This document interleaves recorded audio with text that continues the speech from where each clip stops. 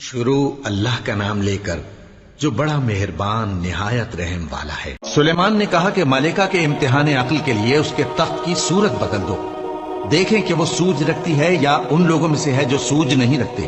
پھر جب وہ آ پہنچی تو پوچھا گیا کہ کیا آپ کا تخت بھی اسی طرح کا ہے؟ اس نے کہا کہ یہ تو گویا ہو بہو وہی ہے، اور ہم کو اس سے پہلے ہی سلیمان کی عظمت و شان کا علم ہو گیا تھا، اور ہم فرما بردار ہیں۔ اور وہ جو اللہ کے سوا دوسروں کی پرستش کرتی تھی، سلیمان نے اس کو اس سے منع کیا کہ وہ کافروں میں سے تھی۔ اس کے بعد اس سے کہا گیا کہ محل میں چلیے۔ جب اس نے اس کے فرش کو دیکھا تو اسے پانی کا حوض سمجھا اور کپڑا اٹھا کر اپنی پنڈلیاں کھول دی۔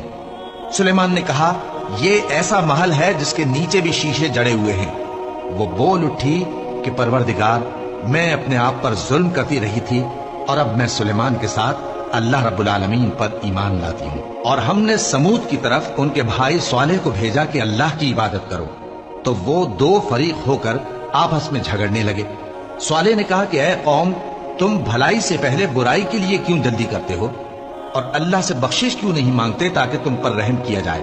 وہ کہنے لگے کہ تم اور تمہارے ساتھی ہمارے لیے برا شگون ہیں۔ صالح نے کہا کہ تمہاری بدشگونی اللہ کے پاس ہے، بلکہ تم ایسے لوگ ہو جن کی آزمائش کی جاتی ہے۔ اور شہر میں 9 شخص تھے جو ملک میں فساد کیا کرتے تھے اور اصلاح سے کام نہیں لیتے تھے۔ کہنے لگے کہ اللہ کی قسم کھاؤ کہ ہم رات کو اس پر اور اس کے گھر والوں پر شبخون ماریں گے، پھر اس کے وارثوں سے کہہ دیں گے کہ ہم تو اس کے گھر والوں کے موقع ہلاکت پر تھے ہی نہیں، اور ہم سچ کہتے ہیں۔